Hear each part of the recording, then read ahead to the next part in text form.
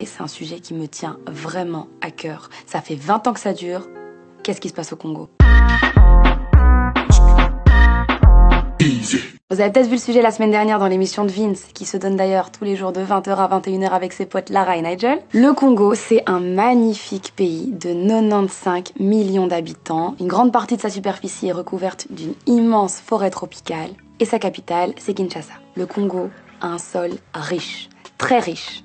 Très riche, bourré d'or, cobalt, cuivre, diamants et coltan. Le coltan qui est nécessaire à la fabrication de nos téléphones portables et tous les gadgets électroniques. En gros, ça empêche nos smartphones de trop chauffer ou d'effacer les données quand il est éteint. Entre 60 et 80% du coltan vient du Congo. Et malgré tout ça, le pays est un pays très pauvre, parce qu'il profite pas de toutes ses ressources. Et donc ce coltan qui pourrait faire vivre tout le pays, il est extrait, il est envoyé au Rwanda, et le Rwanda est le premier exportateur de coltan alors qu'il n'en a pas dans son sol. Mais c'est pas le seul pays, il y a plein de pays qui s'approprient les minerais du Congo et qui les revendent à d'autres pays. Des compagnies chinoises, américaines, européennes puisent dans le sol congolais. Deux guerres ont marqué le Congo, celle de 96 et celle de 2003. Et ce qu'on vit aujourd'hui, c'est les conséquences de celle de 2003. Depuis 20 ans, le pays vit une situation très difficile, des massacres de fous dans la région du Kivu. La population est en première ligne.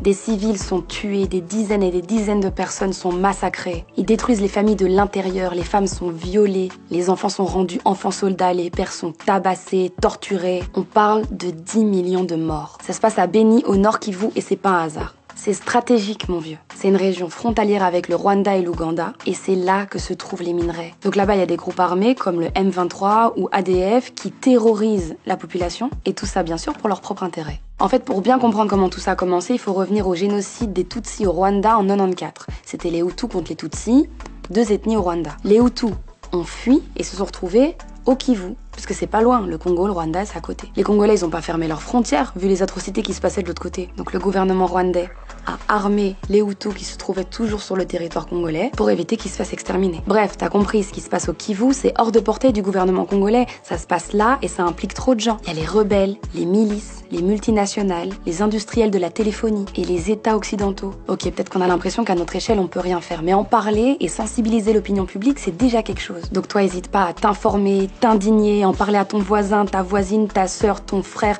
Tous ensemble, on va peut-être réussir à bouger quelque chose. Bon, sur ces mauvaises nouvelles, je vous fais un bisou et je vous dis à demain, ou pas.